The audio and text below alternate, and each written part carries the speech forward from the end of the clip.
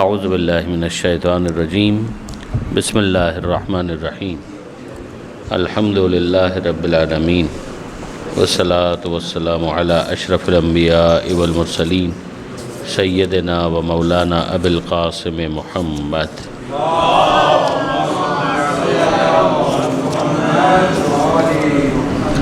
و اہل بیتہ الطیبین الطاہرین المعصومین المظلومین المنتجبین المنتخبین المیامین لا سیما علی الامام المنتظر والحجۃ الثانی عشر الذین اذهب اللہ عنہم الرجس وطہرہم تطہیرا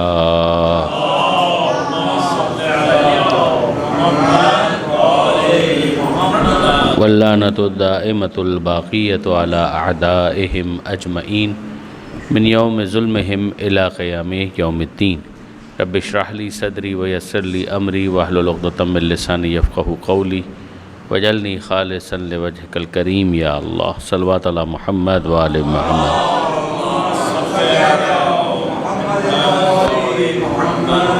اما بعد فقد قال اللہ سبحانہ وتعالی فی القرآن الحکیم بسم اللہ الرحمن الرحیم وَإِذْ تَأَذَّنَ رَبُّكُمْ لَئِن شَكَرْتُمْ لَأَزِيدَنَّكُمْ وَلَئِن كَفَرْتُمْ ان عذابی لشدید صلوات علی محمد وآل محمد۔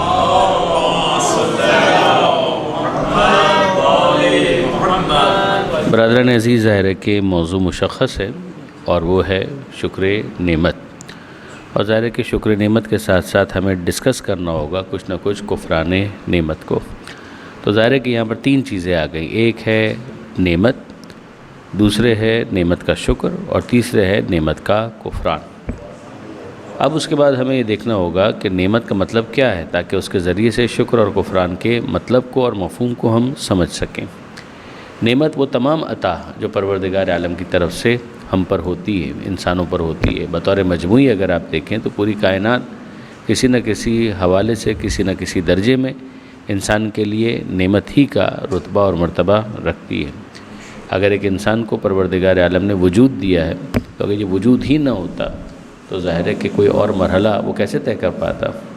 تو خود انسان کا جو وجود ہے وہ اس کے لیے نعمت ہے۔ پروردگار عالم نے جو وجود دیا ہے اس وجود میں اگر کسی چیز کو وہ کم کر دیتا تو ظاہر ہے کہ وہ صلاحیت مفقود ہو جاتی۔ یعنی آپ تصور کریں کہ انسان ہو مگر انسان کے پاس دیکھنے کی صلاحیت نہ ہو، تو ظاہر ہے کہ یہ وجود انسان ہونے کے اعتبار سے کسی نہ کسی درجے پر جسمانی اعتبار سے ناقص ہو جائے گا۔ اگر ایک انسان ہو اس کے پاس کان نہ ہو، ایک انسان ہو اس کے پاس زبان نہ ہو، ایک انسان ہو اس کے پاس ہاتھ نہ ہو، ایک انسان ہو اس کے پاس پیر نہ ہو، تو جیسے جیسے ان نقائص جسمانی پر بھی ہم غور کرتے ہیں ویسے ویسے انسان کا وجود انسان ہونے کے اعتبار سے یقیناً کچھ نہ کچھ محرومیاں وہ احساس کرے گا، اور نعمت کسی نہ کسی اعتبار سے کم ہوتی جائے گی۔ اور جیسے جیسے ان چیزوں میں اضافہ ہوتا جاتا ہے ویسے ویسے انسان ہونے کے اعتبار سے، جسمانی اعتبار سے وہ مکمل ہو جاتا ہے۔ یہ معاملہ صرف اس کا جسمانی نہیں ہے، عقلی اور روحانی بھی ہے کہ پروردگار عالم اگر اسے عقلی اعتبار سے کچھ کمتر رکھے تو ظاہر ہے کہ وہ نعمت اس کے پاس کم ہو جائے گی، تو اس اعتبار سے وہ استعمال بھی نہیں کر پائے گا۔ یہ درست ہے کہ جب نعمت نہیں ہوگی تو خدا سوال بھی نہیں کرے گا، یہ بالکل اپنی جگہ پر درست ہے۔ اسی لیے وہ احباب اور وہ افراد کہ جو کسی نہ کسی حوالے سے محرومی کا سامنا کرتے ہیں تو ظاہر ہے کہ ان سے پھر اس حوالے سے پروردگار عالم کی بارگاہ میں مواخذہ یا اکاؤنٹیبلٹی بھی نہیں ہوگی۔ اگر خدا نے آنکھیں نہیں دی ہیں تو آنکھوں کے بارے میں سوال بھی نہیں ہوگا، خدا نے اگر کان نہیں دیے ہیں تو کانوں کے بارے میں سوال بھی نہیں ہوگا، زبان اگر نہیں دی ہے تو یہ سوال کرنا کہ تم نے غیبت کیوں کی اس کا کوئی مطلب ہی نہیں ہے۔ جب زبان تھی ہی نہیں تو غیبت کرنے کا موقع اور امکان ہی موجود نہیں تھا، تہمت لگانے کا یا گالی دینے کا کوئی موقع یا امکان ہی موجود نہیں تھا۔ یہ بھی ذہن میں رکھیے گا کہ پروردگار عالم نے انسان کو ایسا بنایا ہے کہ انسان بالآخر اپنے اس ماحول کے ساتھ اکسٹم ہوتا چلا جاتا ہے، یعنی اپنے آپ کو ایڈجسٹ کرتا چلا جاتا ہے۔ یعنی اس بات کو سمجھانے کے لیے کہ یہ ایڈجسٹمنٹ کیسے ہوتی ہے، ایک بہت اچھی مثال حضرت آیت اللہ علامہ سید علی نقی نقن صاحب لکھنوی ہندی علی اللہ مقامہ، انہوں نے اپنی کتاب کے اندر دی، بہت عمدہ مثال ہے کہ آپ ذرا غور کیجئے، آپ میں سے کوئی ہے، تمام انسانوں کی بات ہو رہی ہے کہ جن میں سے کسی کے پاس پر موجود ہوں تاکہ وہ اڑ سکے۔ ہمارے پاس پر تو نہیں ہے کہ ہم اڑ سکیں، لیکن کیا ہم میں سے کسی کو کبھی یہ احساس ہوتا ہے کہ کہ ہم اڑ نہیں سکتے، ہمیں احساس نہیں ہوتا کہ ہم اڑ نہیں سکتے. تو یہ احساس نہ ہونا کس وجہ سے؟ ہم پرندوں کو تو اڑتے ہوئے دیکھ رہے ہیں، کبھی تمنا ہو سکتی ہے کہ ہم اڑتے تو کتنا اچھا ہوتا، لیکن یہ کہ بہرحال ہم اپنے روزمرہ کے معمولات میں ان حوالوں سے کبھی توجہ بھی نہیں کرتے کہ یہ ایک کمی ہمارے اندر موجود ہے. یہ معاملہ دوسرے معاملات کے اندر بھی، مسائل کے اندر بھی. آپ میں سے بہت سے افراد ہیں کہ جنہوں نے چشمہ نہیں لگایا ہوا، ہم نے اس کو چشمہ لگایا ہوا ہے. یہ 2 دن کی بات ہوتی ہے، 1 ہفتے کی بات ہوتی ہے. جب نیا نیا چشمہ لگتا ہے تب انسان کو کچھ عجیب سا لگتا ہے، مگر ہفتہ 2 ہفتہ 1 مہینہ گزرتا ہے، اس کے بعد ایک انسان اس کا عادی ہو جاتا ہے. پروردگار عالم نے انسان کو بڑا فلیکسیبل بنایا ہے. تو یہ درست ہے کہ ان کے ذریعے سے بھی خدا اپنی قدرت اور اپنی عطا کی طرف متوجہ کرتا ہے، لیکن یہ ہے کہ انسان کے اندر پروردگار نے فلیکسیبلٹی بہت زیادہ رکھی ہے، ایڈجسٹ کرنے کی صلاحیت بہت زیادہ رکھی ہے. ایک نیا ماحول ہے کہ جہاں آپ نوکری کے لیے چلے گئے، اس نئے ماحول کے اندر ہر چیز اجنبی ہے، مگر یہ اجنبیت کتنے دن تک باقی رہتی ہے؟ اس ماحول کے اندر چند دن گزرنے کے بعد وہ اجنبیت بالآخر ختم ہونے لگتی ہے. تو یہ معاملہ انسان کا اپنی صلاحیتوں کے حوالے سے بھی ہے، لیکن بالآخر وجود نعمت، جتنی صلاحیتیں پروردگار نے دی ہیں وہ نعمت، عقل نعمت، روح کا رشد، روح کی ترقی یہ نعمت، اور پھر اس کے بعد جن چیزوں سے یہ تمام تر وجود انفلوئنس ہوتا ہے، یعنی جہاں آپ ہیں تو ماں باپ نعمت، بھائی بہن تو وہ نعمت، جو غذا ہم کھا رہے ہیں وہ نعمت، جو پانی ہم پی رہے ہیں وہ نعمت، جو منظر ہم دیکھ رہے ہیں وہ نعمت، جس مکان میں ہم رہ رہے ہیں وہ نعمت، جو لباس ہم پہن رہے ہیں وہ نعمت. اور پھر اس کے بعد کتنی ہی نعمتیں ایسی ہیں کہ جن کو انسان توجہ بھی نہیں کرتا کہ یہ بھی کوئی نعمت ہے. یعنی آپ خود اگر غور کریں کہ ہمارے اپنے وجود کے اندر کتنی چیزیں ہیں کہ جو کام کر رہی ہیں، مگر ہمیں کہاں توجہ ہے کہ یہ بھی کوئی نعمت ہے کہ جو ہمارے وجود کے اندر موجود ہے. دل دھڑک رہا ہے، دل کے کتنے خانے ہیں. ہو سکتا ہے کہ ڈاکٹر اس بات کو جانتے ہوں، مگر عوام کہاں اس بات سے واقف ہیں کہ دل کے کتنے خانے ہیں، ان خانوں کے اندر کیا کام ہو رہا ہے. یعنی یہ جو ہم سانس لے رہے ہیں تو سانس لینے کے نتیجے میں اس دل میں موجود خون کے ساتھ کیا ہو رہا ہے، کہ یہ دل میں موجود خون اسی لنگس اور پھیپھڑے کے ذریعے سے اس آکسیجن کو کس طریقے سے اپنے اندر ایبزارب کر کے اس خون کو آکسیجنیٹڈ بلڈ بناتا ہے، پیور بلڈ بناتا ہے. اور پھر اس کے بعد اس آکسیجن کی سپلائی ہوتی ہے پورے جسم انسانی کے اندر. یعنی یہ معاملہ اتنا سادہ تو نہیں ہے کہ ہم نے آکسیجن لی اور پھیپھڑوں کے ذریعے سے اسے استعمال کیا اور پھر اس کے بعد کاربن ڈائی آکسائڈ نکال دی. صرف اتنا سادہ تو معاملہ نہیں ہے. معاملہ یہ ہے کہ یہاں سے وہ آکسیجن پوری گئی ہے اور پھر بالآخر دل میں موجود خون جس کے اندر آکسیجن اب نہیں ہے، اس کے اندر وہ آکسیجن شامل ہوئی. پھر اس کے بعد آرٹریز کے ذریعے سے جن کی شاہراہیں بالکل الگ ہیں، یعنی جن کا کام ہے کہ اعضاء و جوارے تک اس آکسیجن کو پہنچائیں، اس انرجی کو پہنچائیں، اور پھر وہاں سے اس آکسیجن نکلے ہوئے خون کو ایک دوسری راہ سے پھر ایک دفعہ دل میں لے کر آئے، جہاں پر پھر وہ جمع ہو جائے ایک اور خانے کے اندر، اور وہاں پر وہ انتظار کرے کہ جب یہ انسان واپس سے آکسیجن لے گا تو آکسیجن جب آئے گی تو پھر ایک مرتبہ ایبزارب کر کے ایک تازہ دم خون ہے کہ جس کو روانہ کرنا ہے آرٹریز کے ذریعے سے انسان کے جسم کے دیگر اعضاء تک. آپ انصاف سے مجھے بتائیے کہ ہم میں سے کون کتنی مرتبہ ان باتوں کے بارے میں سوچ سکتا ہے. اسی لیے پروردگار عالم کی یہ آیت سمجھ میں آتی ہے کہ ان تعدوا نعمت اللہ لا تحصوها، اگر تم اللہ کی نعمتیں گننا چاہو تو شمار نہیں کر پاؤ گے. پروردگار نے تمہارے وجود کے بقا کے لیے ایک پورا نظام قائم کیا. یہ سنوریہم آیاتنا فی الآفاق وفی انفسہم، اس کی بھی ایک تفسیر کہ ہم ان قریب دکھلاتے ہیں، دکھلاتے رہیں گے اپنی نشانیاں آفاق میں بھی، یعنی پوری کائنات کے اندر بھی، وفی انفسہم، اور ان کے اپنے نفسوں کے اندر، ان کے اپنے وجود کے اندر، حتی یتبین لہم انہ الحق، یہاں تک کہ ان کے لیے واضح ہو جائے گا کہ وہ حق ہے. اب یہاں سے ایک بات ہم کو سمجھ میں آئی کہ ٹھیک ہے، انسان کا وجود نعمت، وجود کے اندر جتنی چیزیں عنایت پروردگار ہے وہ نعمت، اور پھر انسان کے وجود کے باہر جو چیزیں اس کو انفلوئنس کر رہی ہیں وہ سب کی سب نعمت ہیں. ان میں تمام تر وہ تفصیلات کی جن میں سے کچھ میں نے آپ کے سامنے گزارش کی، اور بہت کچھ وہ ہے کہ جس کو نہ میں جانتا ہوں، نہ آپ جانتے ہیں، نہ کوئی دوسرا یا کوئی تیسرا جانتا ہے.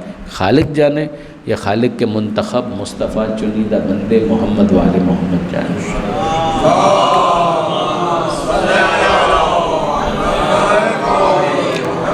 اب یہاں پر موقع ہے کہ میں آپ کے سامنے اس آیت کو پیش کروں جو صنامہ کلام میں تلاوت کرنے کا شرف حاصل کیا۔ یہ سورہ ابراہیم کی آیت نمبر 7 ہے، قرآن مجید کا یہ 14واں سورہ ہے، سورہ ابراہیم، جس میں جناب موسیٰ علیہ السلام اپنی قوم کو پروردگار عالم کی نعمات اور عطاؤں کے بارے میں متوجہ کر رہے تھے۔ اس میں اس بات کا ذکر کیا 6 آیت کے اندر، وَإِذْ قَالَ مُوسَىٰ لِقَوْمِهِ، وہ وقت یاد کرو جب موسیٰ نے اپنی قوم سے کہا اذکروا نعمت اللہ علیکم، اللہ کی نعمت کو یاد کرو جو اس نے تم پر نازل کی، اذ انجاکم من آل فرعون، جب اس نے تم کو نجات دی آل فرعون سے، یسومونکم سوء العذاب، جو تمہیں بہت برا عذاب دے رہے تھے، یذبحون ابناءکم، وہ تمہارے بیٹوں کو ذبح کر دیتے تھے، ویستحیون نساءکم، اور تمہاری بیٹیوں کو زندہ چھوڑ دیتے تھے۔ اب یہ زندہ چھوڑنا زندہ رہنے کے لیے نہیں ہے، غلامی اور کنیزی کے لیے۔ وفی ذالکم بلاء من ربکم عظیم، اور اس میں تمہارے رب کی جانب سے بہت بڑا امتحان تھا۔ اب آپ نوٹ کیجئے، ایک ہی عمل ہے، فرعون والے کر رہے ہیں، پروردگار عالم نے اس عمل کو فرعون کے تعلق سے برا بتایا ہے، مگر اسی کے ضمن میں خود خدا کی طرف سے کیا تھا؟ یہ خدا کی طرف سے ایک امتحان تھا۔ یعنی اس دنیا کے اندر جو معاملات ہیں ان میں اس طرح کی نوعیت ہوتی ہے کہ ایک ظالم ظلم کر رہا ہوتا ہے، پروردگار عالم اس ظالم کے ہاتھ کو فوراً نہیں روکتا، اختیار کو ختم نہیں کر دیتا، مظلوم کو اس بارے میں متوجہ کیا جاتا ہے کہ تم اس ظالم کے خلاف جس طرح سے اپنا دفاع کر سکتے ہو کرو، اس لیے کہ تم کو بھی ہم نے کچھ نعمتیں دی ہیں کہ جن کے ذریعے سے تم دفاع کر سکتے ہو، تو اس ظالم کو کھل کھیلنے کا موقع مت دو، تم اپنا دفاع کرو۔ اور اس پورے پروسیس کے اندر پروردگار کی طرف سے کیا ہے؟ تمہارا ایک امتحان ہے کہ خدا دیکھنا چاہتا ہے کہ ظالم اپنے اختیار سے کتنا برا استفادہ کرتا ہے، اور خدا دیکھنا چاہتا ہے کہ مظلوم اپنے دفاع کے لیے کیا اسٹریٹجی اختیار کرتا ہے، اور بالآخر توفیق پروردگار کی جانب سے ہے۔ تو یہ جو ہے یہ خود اپنی جگہ پر اس پورے کانسیپٹ کو سمجھاتا ہے، مگر یہاں جو پروردگار عالم نے آخری نتیجہ تھا موسیٰ علیہ السلام کی زبان سے اس کو کہلوایا کہ اس نے تم کو نجات دی، یعنی آزادی ایک نعمت ہے، غلامی نعمت نہیں ہے، آزادی نعمت ہے۔ پروردگار عالم نے اس آزادی کو یہاں پر نعمت کے طور پر شمار کیا۔ پھر اس کے بعد موسیٰ علیہ السلام فرماتے ہیں وَإِسْتَأَذَّنَ رَبُّكُمْ، اور وہ وقت یاد کرو کہ جب تمہارے رب نے یہ اعلان کیا، یہاں سے وہ پالیسی اسٹیٹمنٹ شروع ہوتا ہے، لَإِن شَكَرْتُمْ لَأَزِيدَنَّكُمْ، اگر تم نعمتوں کا شکر ادا کرو گے تو میں نعمتوں میں اضافہ کر دوں گا، وَلَئِن كَفَرْتُمْ، اور اگر تم نے نعمتوں کا کفران کیا، ان عذابی لشدید، تو یقیناً میرا عذاب بہت شدید ہے۔ یہ جو آیت ہے برادران عزیز، میں آپ کو دعوت دوں گا کہ ایک مرتبہ پھر ذرا اس کے اوپر غور کریں۔ اتنا تو ہم کو سمجھ میں آ رہا ہے، نعمت ہے، نعمت کا شکر ہے، مگر ان نعمتوں کے شکر کی ادائیگی کے نتیجے میں حاصل کیا ہونے والا ہے؟ فرض کیجئے کچھ بھی حاصل نہ ہو رہا ہوتا تو نعمت کا آنا خود اس بات کا تقاضا کرتا ہے کہ جو نعمت دینے والا ہے اس کا شکر ادا کیا جائے۔ یعنی فرض کیجئے کہ کسی نے مجھے پانی کا گلاس پلایا اور آگے وہ کچھ نہیں پلانے والا، لیکن اس نے ایک مرتبہ اگر مجھے پانی کا گلاس پلا دیا تو ظاہر ہے کہ مجھ پر یہ لازم تو ہے نا کہ میں اس کا شکریہ ادا کروں، چاہے وہ آگے مجھ سے کوئی ربط اور تعلق نہ رکھے، مگر اس وقت پیاس کے عالم میں اس نے مجھے پانی تو پلایا۔ اگر کسی نے بھوک کے عالم میں مجھے کھانا کھلایا، آگے میرا اس کے ساتھ کوئی تعلق نہ بننے والا ہو، فرض کیجئے وہ خود ہی مر جانے والا ہو، اسی کا انتقال ہونے والا ہے، لیکن یہ کہ اس نے مجھے ابھی کھانا کھلایا، تو اگر میری بھوک کا اس نے خیال رکھا ہے تو مجھ پر شکر لازم تو ہو گیا۔ لیکن یہاں پروردگار عالم نے اپنے حوالے سے جو بیان کیا وہ تو کچھ اور ہی ہے۔ پروردگار فرماتا ہے کہ حق تو ویسے بھی تھا کہ خدا کا شکر ادا کیا جاتا، مگر یہاں پروردگار عالم کی طرف سے ایک اعلان یہ کہ اگر تم نعمت کا شکر ادا کرو گے، منعم کا شکر، نعمت دینے والے کا شکر اگر تم ادا کرو گے تو یاد رکھنا کہ اس کا ایک نتیجہ بھی ہے۔ یعنی یہ کوئی عام نعمت دینے والا نہیں ہے کہ جو بعد میں تمہارے تعلق کو ختم کر دے، وہ تمہارے ساتھ تعلق کو برقرار رکھنا چاہتا ہے، وہ تمہارے ساتھ تعلق کو بڑھانا چاہتا ہے، اور وہ تعلق کس طرح سے بڑھانا چاہتا ہے کہ اگر تم نے دی ہوئی نعمت کا شکر ادا کیا تو ہم قدردانی کرتے ہوئے ان نعمتوں میں اور اضافہ کرتے ہیں۔ تو یہ ایک مرتبہ کا تعلق نہیں ہے، یہ ایک مرتبہ کا رابطہ نہیں ہے کہ جس کے بعد نعمت دینے والا خدا نہ کرے ریٹائر ہو جائے گا یا نعمت دینے والا معطل ہو جائے گا یا سسپینڈ ہو جائے گا، ایسا نہیں ہے۔ نہ وہ مرتا ہے، نہ وہ سوتا ہے، نہ وہ تھکتا ہے، نہ وہ معطل ہوتا ہے۔ لا تأخذہ سنۃ ولا نوم، اس کو نہ نیند آتی ہے نہ اونگ آتی ہے، اسے آرام کی ضرورت نہیں ہے، اسے کسی خستگی کو رفع کرنے کے لیے انٹرٹینمنٹ کی ضرورت نہیں ہے کہ وہ اپنے کام سے غافل ہو جائے۔ تو پروردگار عالم جو اپنا تعارف کروا رہا ہے اس آیت کے اندر وہ یہ ہے کہ تم نعمت پر شکر کے تعلق کو اگر قائم کر لیتے ہو تو بس اتنا سوچو کہ جب تم نے شکر ادا نہیں کیا تھا تب اس نے نعمت دے دی، تو اگر تم شکر ادا کرو گے تو پھر وہ نعمتوں میں اضافہ کیوں نہیں کرے گا۔ لئن شکرتم، اگر تم نعمتوں پر شکر ادا کرو تو کیا ہوگا کہ لأزیدنکم، میں نعمتوں میں اضافہ کر دوں گا۔ نہیں، یہ بھی تو نہیں کہا کہ میں نعمتوں میں اضافہ کر دوں گا۔ لأزیدنکم، یعنی اتنی عربی مجھے بھی معلوم ہے کہ صرف اتنا اگر کہنا ہو کہ میں نعمتوں میں اضافہ کر دوں گا تو اس کے لیے اتنے تکلف کی ضرورت نہیں تھی، یعنی ازیدو اس کا مطلب ہے کہ میں اضافہ کر دوں گا۔ یہاں پروردگار عالم نے صرف اتنا نہیں کہا کہ میں اضافہ کر دوں گا، بلکہ پروردگار عالم نے کہا لأزیدنکم، میں صرف اضافہ نہیں کر دوں گا، میں اضافہ کر دوں گا، حتماً کر دوں گا، ضرور بس ضرور کر دوں گا۔ اتنی تاکیدات کے ساتھ پروردگار عالم نے اس بات کو بیان کیا۔ کوئی آپ سے کہے کہ جناب آپ فجر کی نماز میں مسجد تشریف نہیں لائے، کرنی تو میں تو آیا تھا، اور سامنے والا کہے نہیں آپ نہیں آئے تھے، تو پھر اس کے بعد انداز کیا ہوگا؟ ارے بھائی میں ضرور آیا تھا، میں ضرور بس ضرور آیا تھا۔ یہ جو انداز ہے وہ انداز یہاں پروردگار عالم نے تاکید مزید کے ساتھ استعمال کیا ہے۔ لام تاکید ہے، نون تاکید ثقیلہ ہے عربی کے اعتبار سے، اور نون تاکید ثقیلہ ڈبل انٹینسیفائر کا فائدہ دیتا ہے، یعنی دوہری تاکید کا۔ تو دو تاکیدات نون تاکید ثقیلہ کے ذریعے سے، ایک تاکید لام تاکید کے ذریعے سے، یہ تین تاکیدات ایک کلمے میں استعمال کر کے پروردگار اپنے بندوں کو یقین دلانا چاہتا ہے، شکر کر کے دیکھو میں اضافہ کر دوں گا، ضرور کر دوں گا، ضرور ضرور کر دوں گا۔ یہ جو پروردگار نے یہاں پر انداز اختیار کیا ہے کہ اگر تم نے نعمتوں پر شکر ادا کیا تو میں نعمتوں پر ضرور اضافہ کر دوں گا۔ تو اب میں آپ سے پوچھتا ہوں کہ اس کا نتیجہ پھر سائملٹینیس کانٹراسٹ کی صورت میں کیا نکلنا چاہیے کہ اگر ایک انسان نعمتوں پر شکر ادا کرے تو ضرور اضافہ کر دوں گا۔ پھر سنیے گا، اضافہ کر دوں گا، ضرور اضافہ کر دوں گا۔ تو اگر کوئی نعمتوں کا کفران کرے، شکر ادا نہ کرے، تو پھر یہی ہونا چاہیے تھا نا کہ پروردگار عالم یہ کہے کہ اگر تم نے نعمتوں کا کفران کیا تو میں ضرور عذاب کروں گا، نعمت ختم کر دوں گا۔ یہ ہونا چاہیے تھا، یہی ہونا چاہیے تھا نا۔ جب یہ خدا کہہ رہا ہے کہ تم نعمت کا شکر ادا کرو گے تو صرف نعمت میں اضافہ نہیں، ضرور۔ تو اسی ردیف اور قافیے کے اندر پروردگار عالم کو کہنا چاہیے کہ اگر تم نعمتوں کا کفران کرو گے تو ضرور میں ان نعمتوں کے کفران پر تمہیں عذاب دوں گا۔ پروردگار عالم نے یہ نہیں کہا، پروردگار عالم نے یہ نہیں کہا۔ یہ تو کہا کہ لئن کفرتم، اگر تم نے نعمتوں کا کفران کیا، تو ہم متوجہ ہوئے کہ اب کوئی وعید ایسی آنے والی ہے کہ جو بالکل اسی انداز کی ہوگی، تو ہم نے سوچا کہ خدا یہ کہے گا کہ ضرور عذاب کروں گا۔ 3 مرتبہ تو آئے گا، نہیں آیا۔ 2 مرتبہ تو آئے گا کہ ضرور عذاب کروں گا، یہ بھی نہیں آیا۔ 1 مرتبہ تو آئے گا میں ضرور عذاب کروں گا، 1 مرتبہ بھی نہیں آیا، 1 مرتبہ بھی نہیں آیا۔ یہی آ جاتا کہ میں عذاب کروں گا، یہ بھی نہیں آیا۔ پروردگار عالم فرماتا ہے وَلَئِن كَفَرْتُمْ، اگر تم نعمتوں کا کفران کرو گے تو میرا عذاب بہت شدید ہے۔ یہ نہیں کہا کہ میں تم پر عذاب کروں گا، صرف اتنی وارننگ دی کہ پھر یاد رکھنا کہ میرا عذاب بہت شدید ہے۔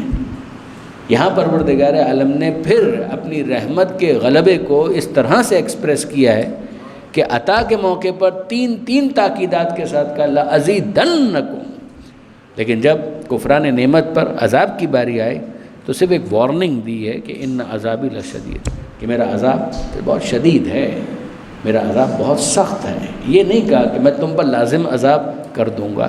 گویا پھر ایک مرتبہ پروردگار اپنے بندوں کو رجوع کی دعوت دے رہا ہے، توبہ کی دعوت دے رہا ہے۔ ابھی بھی کچھ نہیں بگڑا، نعمت کو ایکنالج کرتے ہوئے منعم کو ریکگنائز کرو اور پھر اس کی بارگاہ میں شکر کا ہدیہ اور تحفہ پیش کرو۔ یاد رکھو تمہارا شکر خدا کی توحید میں اضافہ نہیں کرے گا، تمہارے لیے نعمتوں میں اضافہ کرے گا۔ وہ خدا غنی ہے، غنی حمید ہے، غنی عن العالمین ہے۔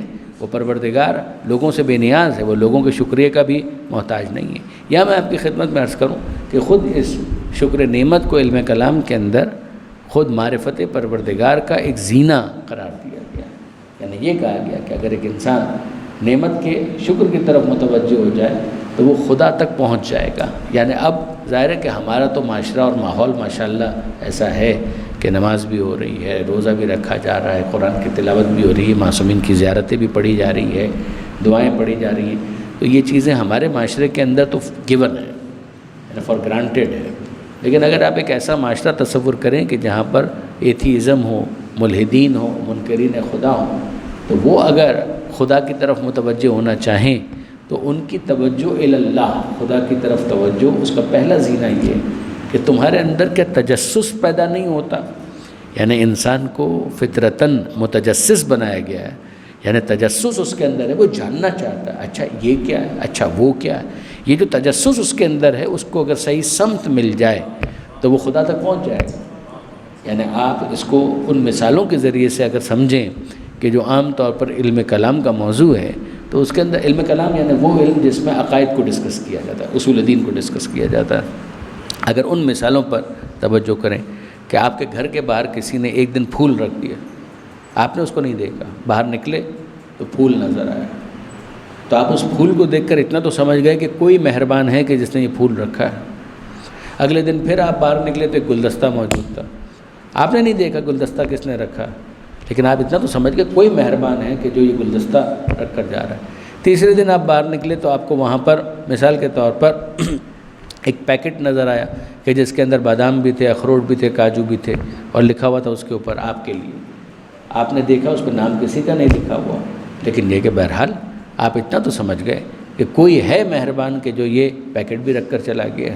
اور اسی طرح سے 4 دن، 5 دن، 6 دن، 7 دن، آپ کتنے دن تک اپنے آپ کو اس تجسس پر ابھارنے میں محسوس نہیں کریں گے کہ مجھے معلوم کرنا چاہیے کہ یہ ہے کون جو مجھ پر اتنی مہربانی کر رہا ہے۔ آپ کو اگر پتہ چل جائے کہ وہ اتنے بجے آتا ہے تو آپ اتنے بجے جاگ جائیں گے کہ دیکھیں کہ وہ کون ہے کہ جو یہ مہربانیاں مجھ پر کر رہا ہے، اگرچہ آپ نے اس کو اپنی آنکھوں سے نہیں دیکھا۔ یہ وہ چیز ہے کہ جس کو علم کلام کے اندر کہا جاتا ہے کہ شکر منعم کا طریقہ، کہ جس کے ذریعے سے انسان خدا تک پہنچتا ہے۔ کہ اگر کوئی ایک مرتبہ پھول رکھ کے چلا جائے تو انسان تجسس کے ہاتھوں مجبور ہو کر چیک کرتا ہے کہ دینے والا کون ہے، تاکہ میں اس کا شکریہ ادا کر سکوں۔ کیا یہ دوسرے دن گلدستہ کس نے رکھا، کہ دینے والا کون ہے؟ یہ تیسرے دن پیکٹ بادام کا کس نے رکھا، یہ دینے والا کون؟ جب ایک انسان چند مناسب اور عام سی نعمتوں کے اور تحفوں کے ملنے پر متجسس ہوتا ہے کہ چیک کرے، تو وہ جس نے نعمت وجود دیا، ماں باپ کی نعمت دی، روزانہ اس نے انتظام کیا، رزق اس نے دیا، کیا اس کا حق نہیں ہے کہ انسان تجسس کے ساتھ اس کا شکریہ ادا کرنے کے لیے اس کی تلاش میں آگے بڑھے اور کہے کہ یہ ہے کون میرا پروردگار؟ چاہے مجھے اس کی تفصیل معلوم نہ ہو، مگر اتنا تو طے ہے کہ کوئی ہے کہ جو یہ مہربانیاں کر رہا ہے۔ یہ وہ چیز ہے کہ جس کو اس کے اندر بیان کیا گیا۔ اب یہاں پر آپ دیکھیے ایک پہلا سوال یہ پیدا ہوتا ہے کہ جناب شکر نعمت کیا صرف زبان سے کچھ کہنے کا نام ہے؟ تو اس حوالے سے 3 مراحل بیان کیے گئے۔ پہلا مرحلہ زبان کا بھی نہیں ہے، پہلا مرحلہ تو دل کا ہے کہ انسان دل و دماغ میں اس بات کا احساس کرے کوئی تو ہے کہ جو یہ نعمتیں مجھ پر نازل کر رہا ہے۔ وہ جو ہے اگر اس کا نام مجھے نہ بھی معلوم ہو تو وہ جو ہے میں اس کا شکریہ ادا کرتا ہوں۔ یہ دل میں احساس، یہ وہ منزل ہے کہ جہاں پر انسان سورہ اخلاص کی اس پہلی آیت تک پہنچ جاتا ہے، قل هو اللہ احد، کہہ دیجئے وہ، یعنی وہ جو تمہارے دل میں تصور موجود ہے نا کہ کوئی تو ہے، وہ جو ہے اس کا نام اگر تم کو نہیں معلوم تو ہم تم کو بتاتے ہیں، هو اللہ احد، وہ اللہ ہے اور وہ ایک ہے، اور وہ ایسا ہے کہ اللہ الصمد، وہ بے نیاز ہے، وہ تم کو دے رہا ہے، تم اسے کچھ نہیں دے سکتے، جو تم دو گے اس کا نتیجہ اور فائدہ تمہیں کو حاصل ہوگا، تم ایک حق کو قبول کرو گے، ورنہ پروردگار عالمین سے بے نیاز ہے۔ اب غور فرمائیے گا، اب یہاں پر کہ جب پروردگار عالم بندے کی طرف سے شکر کو دیکھتا ہے تو پروردگار عالم کی پالیسی یہ ہے کہ لَأَزِيدَنَّكُمْ، یہ بالکل نیچرل معاملہ ہے. یعنی اگر آپ غور کیجئے، خود ہم بھی اسی طریقے سے کرتے ہیں. اگر آپ کسی کو 50,000 روپے کا لون دے دیں اسکوٹر خریدنے کے لیے، اور وہ اسکوٹر خریدنے کے بجائے عیاشی میں اڑا دیں، تو اگلی دفعہ اگر وہ لون مانگنے کے لیے آئے گا تو آپ دیں گے؟ تو کیوں نہیں دیں گے؟ آپ کیوں نہیں دیں گے؟ آپ کہیں گے کہ تم نے پچھلی نعمت کا کیا کیا، میں نے کس لیے دی تھی اور تم نے کیوں استعمال کیا، کہاں استعمال کیا؟ اس نے کہا جناب اس کی تو میں نے عیاشی کر لی، اسے تو میں نے پارٹیوں میں اڑا دیا. تو میں نے پارٹیوں کے لیے تو نہیں دیا تھا، تم نے مجھ سے یہ مانگا تھا اس لیے کہ تمہیں اسکوٹر چاہیے تھا تاکہ تمہیں اپنے کاروبار میں آسانی ہو جائے. تم نے بجائے اس کے کہ اس لون کو وہاں پر استعمال کرتے کہ جہاں پر دینے کے لیے، جہاں پر استعمال کے لیے میں نے تمہیں دیا تھا، تم نے الٹا کام کر دیا، تم نے تو اس کو ضائع کر دیا. تو اب ظاہر ہے کہ تم ڈیزرو نہیں کرتے کہ تمہیں واپس دیا جائے. اب آپ نے اندازہ کیا، اگر اس کی جگہ یہ ہوتا کہ وہ آ کر یہ کہتا ہے کہ صاحب میں نے اس رقم سے اسکوٹر خریدا، میرا کاروبار اور ترقی کر گیا، لاکھ روپے تو میں بچا چکا ہوں، خواہش یہ ہے کہ آپ مجھے 1 لاکھ روپے کا اور لون دے دیں تاکہ میں اس کے ذریعے سے اپنے کاروبار کو اور وسعت دے سکوں. تو آپ اس کی بیلنس شیٹ دیکھیں گے، اس کا چہرہ دیکھیں گے، اس کی دکان دیکھیں گے، اس کی پرفارمنس دیکھیں گے اور کہیں گے کہ ہاں تمہارا حق ہے کہ تمہیں مزید دیا جائے، اس لیے کہ جو پہلے دیا تھا اس سے بھی تم نے ترقی کی ہے، اب اگر دیں گے تو تم مزید ترقی کرو گے. تو یہی چیز تو پروردگار کہہ رہا ہے کہ اگر تم لئن شکرتم، اگر تم نعمتوں کا شکر ادا کرو تو حتمن ہم قدردانی کریں گے کہ جب ہمیں معلوم ہے کہ تم نے پہلے بھی اسی طرح سے کیا کہ جس طرح سے ہم چاہتے تھے نعمت استعمال ہو، تو اب حق یہ ہے کہ تمہیں مزید نعمت دی جائے تاکہ تم اور ترقی کرو اور آگے بڑھو. اب آپ غور فرمائیے برادران عزیز کہ یہ جو پروردگار عالم نے یہاں پر ترتیب قائم کی ہے، اس ترتیب کو ملاحظہ کرتے ہوئے ہم کو سمجھ میں آتا ہے کہ نعمت کے شکر کا وہ آخری مرحلہ کیا ہے. ایک تو یہ ہے کہ دل سے احساس کرنا، دوسرا مرحلہ زبان سے اظہار کرنا. دل سے احساس، زبان سے اظہار. وہ اظہار زبانی کہ جس میں دل کا احساس شامل نہ ہو، وہ تو لکلکائے زبانی سے زیادہ کچھ بھی نہیں. وہ تو ایسا ہے کہ طوطے کو رٹوا دیجئے الحمدللہ الحمدللہ الحمدللہ، تو ہم کہیں گے ٹھیک ہے الحمدللہ کلمہ اچھا ہے، کوئی بھی کہے. آپ ٹیپ ریکارڈر پہ بھی لگا دیجئے یا اپنے یوٹیوب کے اوپر سنتے رہیے شکران للہ شکران للہ، تو اچھا ہے، برا تو وہ بھی نہیں ہے. مگر اس کو اس مفہوم شکر کے ساتھ کتنا تعلق ہے؟ شکر کے ساتھ جو تعلق ہے اس میں تو پہلا مرحلہ دل کا ہے کہ انسان دل سے احساس کرے، دوسرا مرحلہ اظہار کا ہے کہ زبان سے بھی وہ کہے. اب سجدہ شکر بھی ہو رہا ہے، نماز شکرانہ بھی پڑھی جا رہی ہے، تسبیح بھی کی جا رہی ہے الحمدللہ، یہ سب اپنی جگہ پر. تیسرا مرحلہ کیا ہے کہ جس کے بعد یہ نتیجہ حاصل ہوگا، وہ یہ ہے کہ نعمت کو وہاں استعمال کرو کہ جہاں خدا استعمال ہوتا ہوا دیکھنا چاہتا ہے. اس کو کہتے ہیں کہ قلبی شکر اور قولی شکر کے بعد عملی شکر. قلبی شکر، قولی شکر اور پھر اس کے بعد عملی شکر، کہ عملی اعتبار سے تم اس نعمت کو وہاں استعمال کرو کہ جہاں خدا استعمال ہوتے ہوئے دیکھنا چاہتا ہے. میں آپ کی خدمت میں ایک مثال عرض کر دیتا ہوں جو ابھی میں نے آپ کے سامنے گزارش کی کہ یہ رقم دی تھی اسکوٹر خریدنے کے لیے، اس نے عیاشی کی تو کہیں نہ کہیں خرچ تو کر دی، لیکن آپ کہیں گے کہ نہیں یہ ڈیزرو نہیں کرتا. دوسرے لفظوں میں اس نعمت کے کفران کا نتیجہ یہ ہے کہ تم کو محروم کر دیا جائے. وہ کہے نعمت کا کفران کیسے ہے، میں تو دل سے مان رہا ہوں کہ یہ آپ نے مہربانی کی، میں تو زبان سے کہہ رہا ہوں کہ آپ کا شکریہ. تو وہ کہے گا تمہارا دل سے ماننا بھی بے فائدہ ہے، زبان سے کہنا بھی کوئی اثر نہیں رکھتا جب تک تم اس نعمت کو وہاں استعمال نہ کرو کہ جہاں پر استعمال ہونے کے لیے ہم نے تم کو وہ نعمت دی تھی. آنکھ ہے تو استعمال تو ہو ہی رہی ہے، زبان ہے تو استعمال تو ہو ہی رہی ہے، کان ہے تو استعمال تو ہو ہی رہے ہیں، مگر یہ استعمال کہاں ہو رہے ہیں؟ اگر یہ کان تلاوت قرآن سننے کے لیے، حسین کا نوحہ سننے کے لیے، نبی کی نعت سننے کے لیے، کوئی اچھی بات سننے کے لیے یہ کان استعمال ہو تو بہت اچھا ہے، تو یقیناً یہ نعمت کا عملی شکر ہے. لیکن اگر یہی کان حرام گانے سننے کے لیے استعمال ہو، غیبت سننے کے لیے استعمال ہو، کسی کی کردار کشی پر استعمال ہونے والے الفاظ سننے کے لیے استعمال ہو، پھر ظاہر ہے کہ یہ کان شکر نعمت میں تو صرف نہیں ہو رہے، پھر تو یہ کفران نعمت ہے عملی طور پر. یہ زبان ہے، انسان اس زبان سے 2 بول ہمدردی کے بول سکتا ہے، کسی کو اچھا مشورہ دے سکتا ہے، کسی کے ساتھ تعزیت کر سکتا ہے، کسی کی نعمت کسی کو اگر ملی ہے تو اس کو مبارکباد دے سکتا ہے۔ یہ سارے کام تو وہ ہیں کہ جن کے ذریعے سے عملی طور پر وہ زبان سے شکریہ ادا کر رہا ہے کہ ہاں مالک تو نے یہ زبان جس کام کے لیے دی تھی میں اس کام کے لیے اس زبان کو استعمال کر رہا ہوں۔ لیکن اسی زبان سے اگر کسی کو طنز کے نشتر لگائے، کسی کا دل زخمی کرے، کسی کی کردار کشی کرے اور کسی کی غیبت کرے یا تہمت لگائے، تو پھر آپ انصاف سے مجھے بتائیے کہ کیا اس عمل کو کہیں سے بھی شکر نعمت کہا جا سکتا ہے؟ یہ وہ بات ہے کہ جس کو عملی شکر سے تعبیر کیا گیا۔ پیر ہے، چلنا ہے، تو انسان اگر پیروں سے نہیں چلے گا تو کیسے چلے گا؟ چلے گا، مگر چل کے وہ جاتا کہاں ہے؟ مسجد آتا ہے یا نائٹ کلب جاتا ہے؟ اگر مسجد آتا ہے تو یہ عملی شکر ہے، لیکن اگر وہ نائٹ کلب جا رہا ہے تو جا تو انہی پیروں سے رہا ہے، مگر اب اس نے عملی طور پر نعمتوں کا کفران کر دیا ہے۔ یہ وہ بات ہے کہ جس کو باقاعدہ سمجھایا گیا، بتایا گیا، اور روایات کے اندر بھی اس پر بہت تبصرہ کیا گیا۔ جو بزرگوں نے ڈیفینیشن دی ہے وہ یہ ذرا دیکھیے گا، الشکر صرف العبد، شکر کیا ہے؟ صرف کرنا۔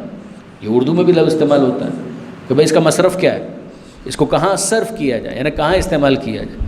صرف العبد، عبد اور بندے کا صرف کرنا، جمیع ما انعمہ اللہ تعالی، وہ تمام نعمتیں جو اللہ نے اس کو دی ہیں ان تمام نعمتوں کو صرف کرنا، فی ما خلق لاجلہ، جس مقصد کے لیے خدا نے اس نعمت کو خلق کیا تھا، اگر تم اسے وہیں صرف کر دو تو یہ ہے شکر پروردگار، یہ ہے اللہ کا شکر۔ اچھا، اب اس کے بعد آپ دیکھیے گا کہ امیر المومنین علی ابن ابی طالب علیہ الصلوۃ والسلام، امیر المومنین فرماتے ہیں، یہ نہج البلاغہ کا بڑا قیمتی جملہ ہے۔ نہج البلاغہ کے کون سا جملہ ہے جو قیمتی نہیں ہے، لیکن یہ کہ بہرحال یہ جملہ بڑی قیمت رکھتا ہے۔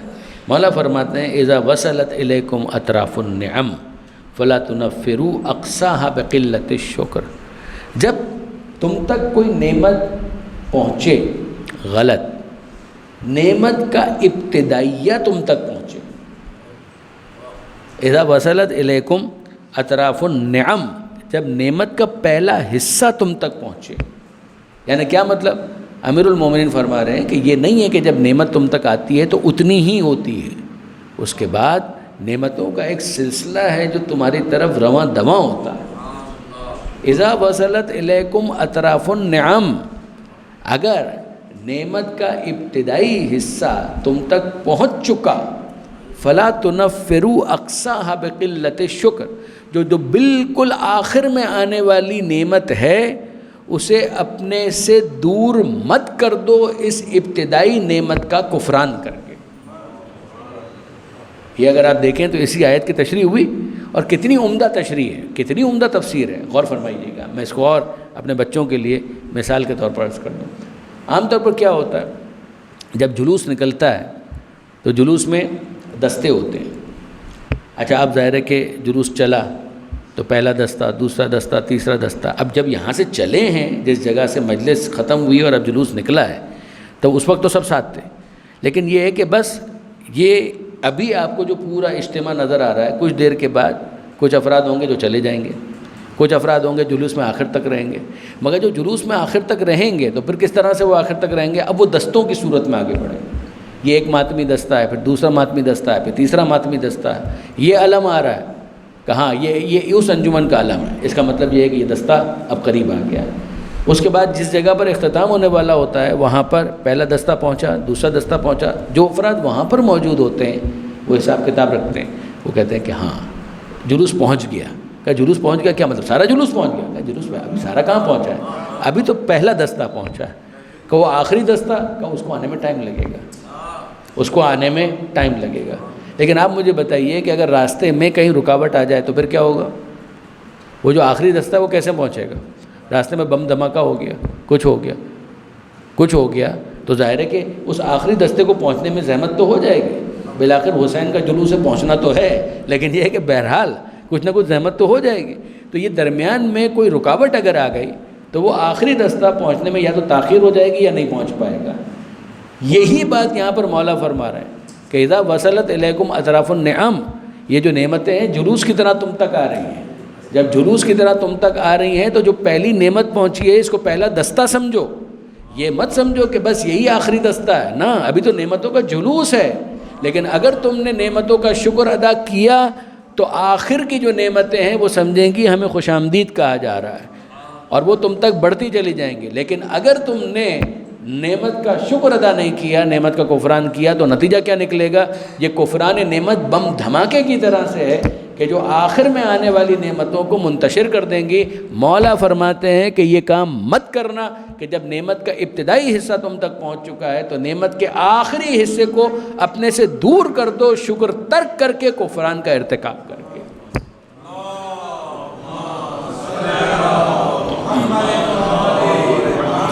غور فرمایا برادران عزیز آپ نے. اب یہاں پر بس آخری ایک بات اور اپنی گفتگو کو مکمل کر دوں. میں اس وقت واقعاً متوجہ نہیں ہوں کہ آپ کے درس کا ٹائم کیا تھا، یعنی کتنی دیر کا دورانیہ تھا، لہٰذا میں بس آخری بات اپنی بیان کر کے، میرے خیال میں سوال جواب کا بھی سلسلہ یہاں پر ہوتا ہے، تو بس میں آپ کی طرف متوجہ ہوتا ہوں. ایک آخری بات، اور وہ کیا؟ نعمت کا شکر ہم سے مانگا گیا، ہم نعمت کے شکر کا حق ادا نہیں کر سکتے. نعمت کا شکر ہم سے مانگا گیا ہے، بالکل مانگا گیا ہے، لیکن ایک ہے شکر نعمت اور ایک ہے حق کے شکر. ان دو میں زمین آسمان کا فرق ہے. ایک ہے نعمت کا شکر اور ایک ہے حق کے شکر. ان دونوں میں کیا فرق ہے؟ بھائی نعمت کا شکر تو ہم نے سمجھ لیا، دل میں احساس، زبان سے اظہار، عملاً اس نعمت کو وہاں استعمال کرنا کہ جہاں پروردگار استعمال ہوتے ہوئے دیکھنا چاہتا ہے. بات سمجھ میں آ رہی ہے. لیکن ایک ہے حق کے شکر. کیا یہ ہمارے بس میں ہے کہ ہم حق کے شکر ادا کر سکیں؟ نہیں ہے. موسیٰ علیہ السلام اور جناب امام زین العابدین علیہ السلام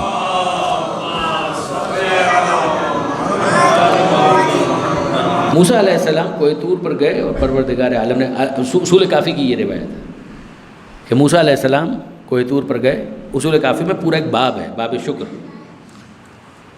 اور موسیٰ علیہ السلام سے پروردگار عالم نے یہ کہا کہ اشکرنی حق کا شکری، اے موسیٰ میرا شکر ادا کرو. دیکھیے اگر اتنا مطالبہ ہوتا نا کہ میرا شکر ادا کرو تو ٹھیک تھا. یہاں پر صرف اتنا نہیں ہے، اشکرنی حق کا شکری، اے موسیٰ میرا شکر ادا کرو، اور ویسے ادا کرو کہ جس سے حق کے شکر ادا ہو جائے. تو اب موسیٰ علیہ السلام نے سوچ کر جواب دیا، کیفا اشکرک، مالک تیرا شکر اس طرح سے کیسے ادا کروں کہ حق کے شکر ادا ہو جائے. کیوں؟ دیکھیے یہ اسی بات کو چوتھے امام مناجات الشاکرین میں کس طرح سے بیان کرتے ہیں. کیف لی بتحصیل الشکر، مالک تیرا شکر ادا کروں تو کیسے کروں؟ یہ حق کے شکر کی بات ہو رہی ہے. تو کیف لی یعنی کچھ تو ہو سکتا ہے دل میں احساس، زبان سے اظہار، عمل، لیکن کیف لی بتحصیل الشکر وشکری ایاک یفتقر الی الشکر، مالک میں تیرا شکر ادا کروں تو کیسے کروں؟ اس لیے کہ جب میں تیرا شکر ادا کرتا ہوں تو شکر کی ادائیگی ہوتی ہے نعمت پر، اور میں تیرا شکر ادا کرتا ہوں تو وہ کیسے کرتا ہوں؟ ادائیگی شکر بھی تو تیری توفیق ہی سے ہو رہی ہے. وہ زبان جس سے میں کہہ رہا ہوں شکرا للہ، وہ زبان دی بھی تیری ہے. وہ دل جس میں احساس ہے کہ تو نے نعمت دی ہے تو دل دیا ہوا تیرا. وہ عمل جو میں کر رہا ہوں تو جن اعضاء و جوارے سے کر رہا ہوں، وہ عمل کرنے والے ارکان و جوارے اور اعضاء وہ بھی تیرے دیے ہوئے ہیں. تو کیف لی بتحصیل شکر، کہ مالک میں تیرا شکر ادا کروں تو کیسے کروں؟ شکری ایاک یفتقر الی الشکر، میں جتنی مرتبہ تیرا شکر ادا کرتا ہوں تو یہ ادائیگی شکر کی توفیق ایک نعمت بن کر تقاضا کرتی ہے کہ پھر ایک مرتبہ تیرا شکر ادا کروں. یہ ادائیگی شکر کی توفیق نعمت بن کر پھر تقاضا کرتی ہے کہ ایک مرتبہ پھر میں تیرا شکر ادا کروں، اور پھر اگر تیرا شکر ادا کروں تو یہ ادائیگی شکر کی توفیق پھر تقاضا کرتی ہے کہ ایک مرتبہ پھر تیرا شکر ادا کروں. کلما قلت لک الحمد وجب علی ذلک ان اقول لک الحمد، جتنی مرتبہ بھی تیرا شکریہ ادا کروں پھر ایک مرتبہ مجھ پر واجب ہو جاتا ہے کہ پھر تیرا شکریہ ادا کروں. تو شکر کا حق تو ادا نہیں ہو سکتا. یہی بات موسیٰ علیہ السلام نے کہی، کیف اشکرک حق شکرک، مالک تیرا شکر یوں ادا کروں کہ تیرے شکر کا حق ادا ہو جائے، یہ کیسے ہو سکتا ہے؟ ولیس من شکر اشکرک بہ کوئی شکریہ ادا ہو ہی نہیں سکتا الا وانت انعمت بہ علیہ، مگر یہ کہ تو نے ہی اس شکر کی ادائیگی کی نعمت بھی مجھے عطا کی۔ اب موسیٰ علیہ السلام نے اپنی عاجزی کا اظہار کر دیا، ایسا ہی ہے نا۔ چوتھے امام نے بھی یہی کہا کہ مالک کہاں شکر نعمت کا حق کہاں ادا ہو سکتا ہے؟ پروردگار کا جواب کیا ہے؟ یہ بہت انٹرسٹنگ ہے کہ جب موسیٰ علیہ السلام نے یہ کہا کہ مالک نعمت کے شکریہ کا حق ادا نہیں ہو سکتا، اب پروردگار کا جواب کیا ہے؟ موسیٰ حق کے شکر ادا ہو گیا، مالک نہیں ہو سکتا، کہا کہ ہاں نہیں ہو سکتا، مگر جب تم نے اس بات کو سمجھ لیا کہ حق کے شکر ادا نہیں ہو سکتا تو اسی عاجزی کو میں قبول کرتے ہوئے مان لوں گا کہ تم نے حق کے شکر ادا کر دی۔ یہ کمال ہے، واقعاً کمال ہے کہ جب تم نے اس بات کو جان لیا، الآن شکرتنی حین علمت ان ذلک منی، اے موسیٰ تم نے وہ شکر ادا کر دیا جب تم نے اس بات کو جان لیا کہ یہ ادائیگی، یہ شکر کی توفیق بھی میری طرف سے ہے، تو میں مان لوں گا کہ وہ حق کے شکر ادا ہو گیا۔ اس بات کو سمجھانے کے لیے بس ایک مثال اور بات ختم۔ جب انشاءاللہ، یہ میں نے بعض مجلسوں کے اندر بھی گزارش کی کہ حضرت امام زمانہ عجل اللہ تعالیٰ فرجہ الشریف،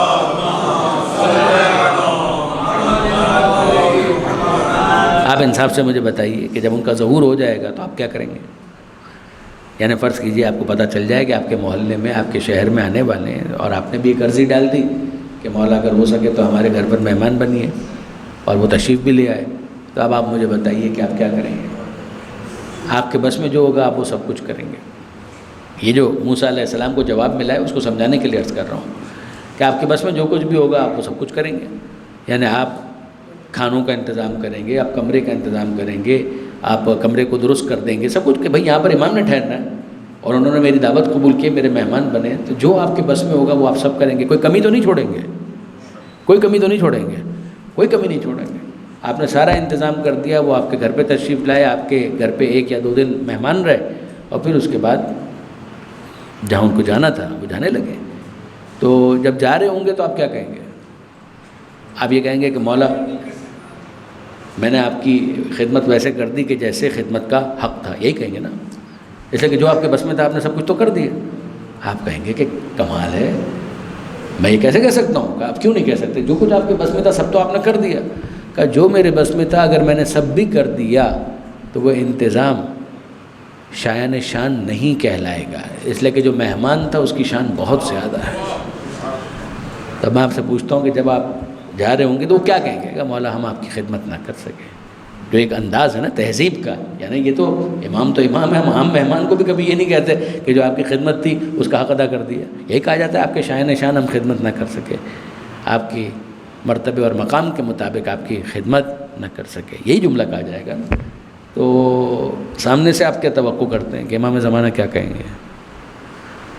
آپ توقع کرتے ہیں کہ امام زمانہ یہ کہیں گے کہ ہاں بھائی بات تو صحیح ہے، تم کہاں خدمت کا حق ادا کر سکیں؟ آپ توقع کرتے ہیں یہ کہ آپ یہ کہیں گے عاجزی کے ساتھ کہ مولا جو آپ کا مرتبہ اور مقام ہے اس کے مطابق ہم خدمت نہ کر سکے، تو سامنے سے جواب یہ آئے گا کہ ہاں بھائی بات تو تمہاری ٹھیک ہے، کہاں تم وہ خدمت کر سکے کہ جو ہماری شان اور ہمارا مرتبہ تھا؟ جواب یہ آئے گا نہیں، آپ نے بڑی زحمت فرمائی، ہم قدردان ہیں، آپ نے بڑی زحمت فرمائی۔ یہ جملہ جو آپ امام زمانہ سے توقع کر رہے ہیں اس مہمانی کے بعد، اس میزبانی کے بعد، کیا وہی انداز آپ کو نظر نہیں آتا کہ پروردگار عالم کہ موسیٰ میرا شکر ادا کرو ویسے کہ جیسے حق کے شکر کا مالک کہاں ادا ہو سکتا ہے؟ کچھ بھی کر لوں، ادائیگی یہ شکر کی توفیق بھی تو نعمت ہے، تیری طرف سے ہے۔ اور پروردگار کہتا ہے کہ موسیٰ حق کے شکر ادا ہو گیا، جب تم نے یہ مان لیا اور جان لیا تو یاد رکھو کہ ہم اسی کو حق کے شکر کے طور پر قبول کر لیں گے۔ پیغمبر اکرم ختمی مرتبت احمد مجتبیٰ محمد مصطفیٰ صلی اللہ علیہ وآلہ وسلم، حضور کا یہ جملہ شاید اب میرے نوجوان دوستوں کے لیے سمجھنا آسان ہو جائے۔ پیغمبر کا بہت مشہور جملہ ہے کہ ماں عبدتو کا حق عبادتک وما عرفتو کا حق معرفتک، مالک جو تیری عبادت کا حق ہے وہ تو میں بھی ادا نہ کر سکا، مالک جو تیری معرفت کا حق ہے وہ تو میں بھی ادا نہ کر سکا۔ تو ہم تو ہیں کس قطار میں؟ پیغمبر اکرم معصومین کے سردار سید سرور، وہ یہ ارشاد فرما رہے ہیں کہ مالک جو تیری عبادت کا حق ہے وہ تو میں بھی ادا نہیں کر سکا، جو تیری معرفت کا حق ہے وہ تو میں بھی ادا نہ کر سکا۔ یہ عاجزی کا اظہار ہے، یہ عاجزی کا اظہار ہے کہ مالک تیرے مرتبہ اور مقام، اس کو جب دیکھتا ہوں تو اپنی عبادت کم محسوس ہوتی ہے۔ اور اب آپ دیکھیے قدردانی کہ جب یہاں سے احساس عاجزی ہے اور اظہار ناتوانی ہے تو پروردگار کی طرف سے قدردانی کا کیا مرحلہ ہے کہ جب وہ یہ کہتے ہیں کہ تیری عبادت کا حق ادا نہ کر سکا، تو جو معراج ملتی ہے تو عبادت ہی کا حوالہ آتا ہے۔ سبحان الذی اسریٰ بعبدہ، بے عیب ہے وہ ذات جو اپنے عبد اور اپنے بندے کو لے گئی ایک رات میں مسجد حرام سے مسجد اقصیٰ، تاکہ اس کو اپنی نشانیاں دکھائیں کہ اگر حبیب کو یہ احساس ہے کہ عبادت ویسی نہیں ہو سکتی جو شان پروردگار کا تقاضا ہے، تو پروردگار کو یہ احساس ہے کہ حبیب کی عبادت کی قدردانی یوں کرے کہ جھکے ہوئے سر کو بلند کر کے صاحب معراج بنا دے۔ اور پھر اس کے بعد جو سورہ نجم کی آیت ہے کہ دنا فتدلی فکان قاب قوسین او ادنیٰ، کہ قریب ہوا، اتنا قریب ہوا کہ دو کمانوں کے درمیان جتنا فاصلہ ہوتا ہے اتنا رہ گیا، بلکہ اس سے بھی کم۔ وآخر دعوانا ان الحمد للہ رب العالمین۔